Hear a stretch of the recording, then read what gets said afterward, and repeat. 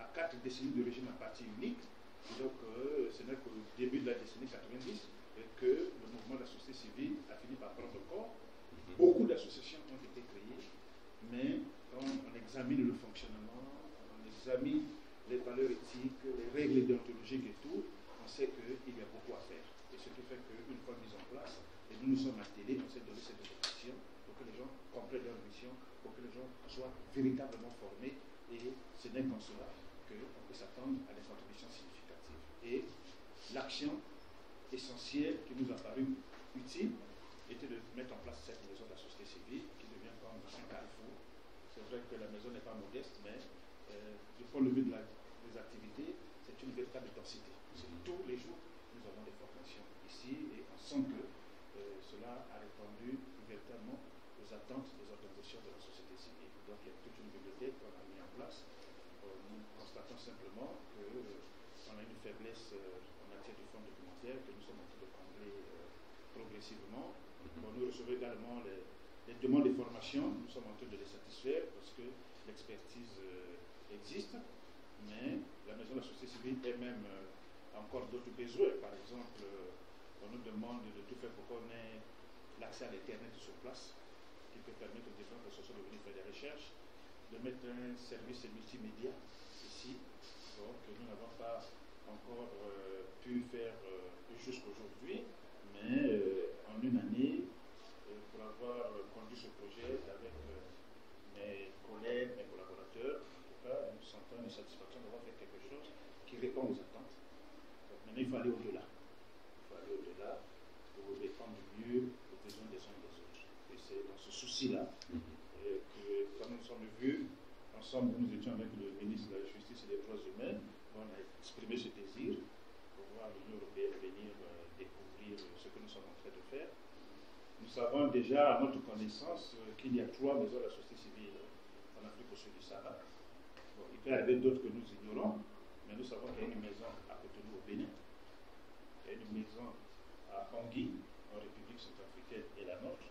Mais les 2 autres ont bénéficié des appuis conséquents de l'Union européenne, que ce soit au niveau de Cotonou que de Bangui. Mais pour le Congo, c'est avec le modeste budget qui revient au conseil consultatif que nous avons dégagé. Nous avons dit, bon, commençons à faire, et puis après, on va discuter avec les différents partenaires pour que nous soyons accompagnés et que cette maison puisse prendre véritablement de l'envol et que dans 2-3 ans, que vous qui êtes des partenaires au développement, vous puissiez constater que vous pouvez avoir en face des organisations de la société civile crédibles. Hein, j'échange avec d'autres agences de commun, certains partenaires qui ont dit, bon, on a eu un projet avec une organisation pour un financement de 20 millions, on a fait la compte de 5 millions, mais après, l'ONG n'a jamais été capable d'apporter les justificatifs des 5 millions, et on est obligé de s'y arrêter. Nous notons autant de ces faiblesses que nous voulons combler, et nous avons aussi des besoins, et ça j'en profite aussi d'en évoquer, où les ONG nous ont dit, ben, il faut que vous voyez avec l'Union européenne comment on peut renforcer nos capacités pour répondre à leurs appels à propositions.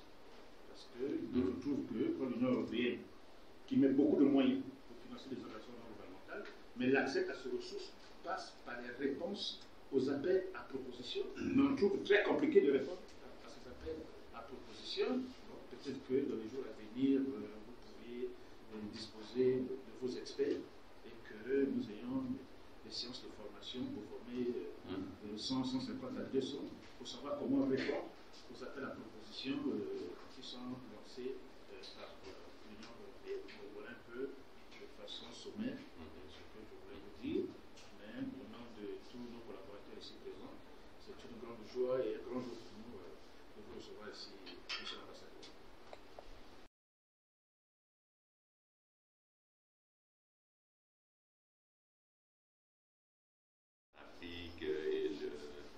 Et le Bénin, donc je dois dire que vous savez que dans le cadre de notre coopération, bien sûr, nous avons, pour le moment c'est Cotonou qui se termine, donc on est 11e Fonds européen de développement, on va commencer une nouvelle programmation, mais il est évident que les pays moins avancés, donc tels que le Bénin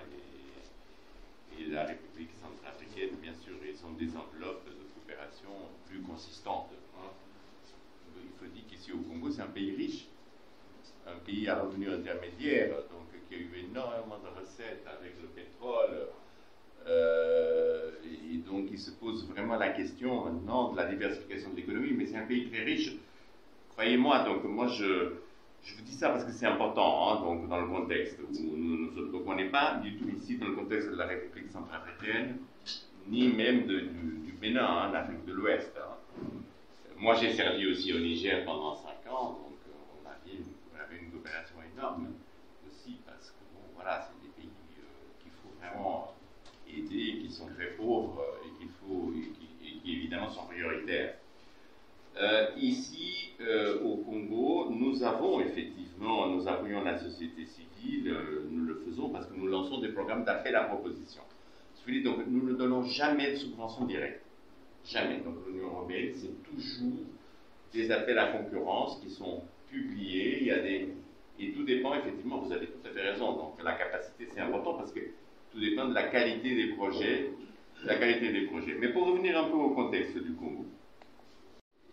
Dans le cadre de nos projets à proposition, je crois que c'est tout. Moi, je le conçois, hein, c'est quelque chose qu'il faut réfléchir, mais je conçois parfaitement donc la possibilité d'un projet pour améliorer la capacité, comme vous avez évoqué, hein, pour soutenir les ONG, la société civile. C'est des choses sur lesquelles nous travaillons aussi. Hein, donc, moi, pas plus tard que dimanche, on va aller à Fontenoy pour expliquer à la société civile sur place, aux ONG,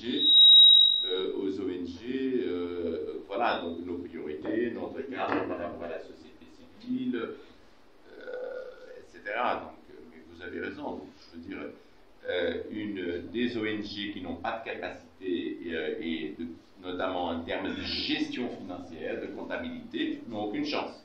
Ça, je vous dis très sincèrement. Pourquoi? Parce que moi, c'est mon 3e poste d'ambassadeur et j'ai déjà vu des situations vraiment malheureuses où on a donné des subventions à des organisations qui n'avaient pas la capacité, et puis après, quelques années après, il y a eu des contrôles, parce que nous avons des contrôles. Il ne faut pas oublier que c'est l'argent du contribuable de l'Union européenne. Donc nous devons justifier, chaque centime on doit le justifier. Et parfois, malheureusement, ces contrôles viennent après. Parce qu'il y a des contrôles avant, pendant, monitoring, des contrôles après, et après, il y a la Cour des comptes aussi qui vient. Et donc, il y a des situations vraiment malheureuses parce qu'après, il y a des ONG qui ne présentent aucune pièce justificative, on ne sait pas où l'argent est parti, etc. Donc,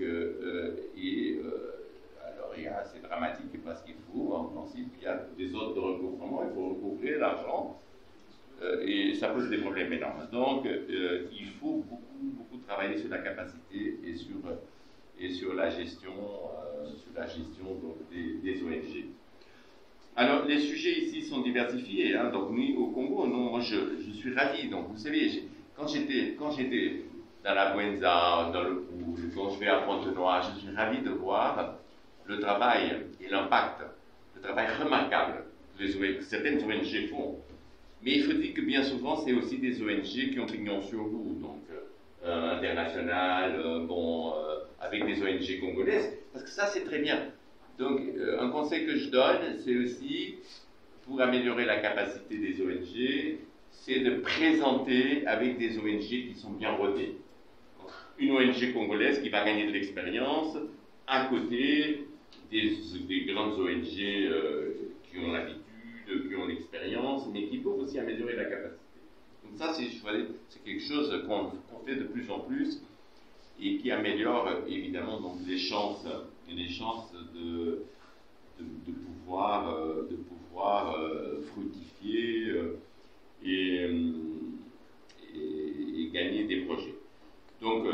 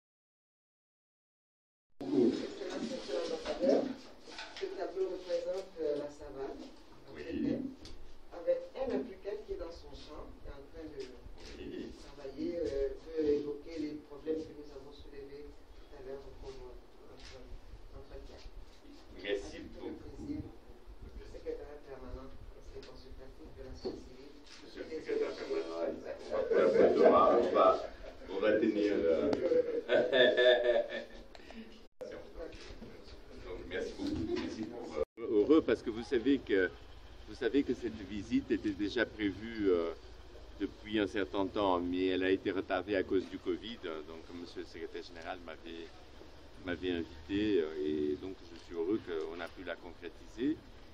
Je trouve que c'est une excellente initiative. Donc, on a pu visiter donc, les locaux avec une bibliothèque, avec des possibilités et des projets donc, de servir un petit peu de réseau par rapport aux ONG, les soutenir. Donc nous avons eu des échanges assez intéressants parce que vous savez, il faut voir un peu dans quel contexte on est au Congo qui est, comme le monde entier, qui est impacté par cette crise brutale du Covid. Le Congo n'y échappe pas. Mais aussi, le Congo, il y a une double crise parce qu'il y a aussi la crise de la sortie donc, de l'économie où le pétrole domine. Donc il y a l'après-pétrole qui doit se dessiner, donc la diversification de l'économie, et donc il y a beaucoup d'éléments, beaucoup d'axes importants qui vont se jouer. Toute crise, c'est une opportunité, donc, et la société civile a un rôle extrêmement important à jouer. Donc pour se mobiliser, pour soutenir les réformes, les efforts, la nécessité d'améliorer l'éducation, adapter les jeunes donc aux réformes qui vont avoir lieu, donc améliorer la gouvernance, lutter contre la corruption, les valeurs en fait. Toutes ces valeurs donc, doivent être mobilisées. Et nous avons discuté, vous savez que l'Union européenne a des instruments pour soutenir la société civile. Nous soutenons d'ailleurs, nous soutenons beaucoup. Mais comme on a quand même évoqué cette question, nous sommes très exigeants. Donc, parce que c'est l'argent du contribuable européen et chaque centime doit être justifié. Et donc, il est fondamental de travailler sur la capacité. Et nous avons ouvert et examiné quelques pistes pour voir comment la Maison de la Société Civile peut aussi servir de relais pour aider à divulguer les informations. Parce que tous les ONG, évidemment, sont les bienvenus à travailler avec nous et à participer donc dans nos programmes. Donc nous avons discuté, nous sommes aussi à la veille d'une nouvelle programmation, donc il y a des pistes, il y a des possibilités. Donc maintenant, il faudra qu'on poursuive un peu nos contacts pour voir comment les concrétiser et comment améliorer. Pas plus tard que ce dimanche, je partirai à Pointe-Noire et on aura des réunions avec la société civile pour discuter donc des nouveaux projets qui vont être lancés. Des priorités des nouveaux projets. Donc nous le faisons ici à Brazzaville, nous le faisons à Pointe-Noire et dans le reste du pays. Donc voilà, donc grosso modo, donc je me félicite de ces discussions. C'est un axe extrêmement important, la société civile. Et nous sommes là pour coopérer et travailler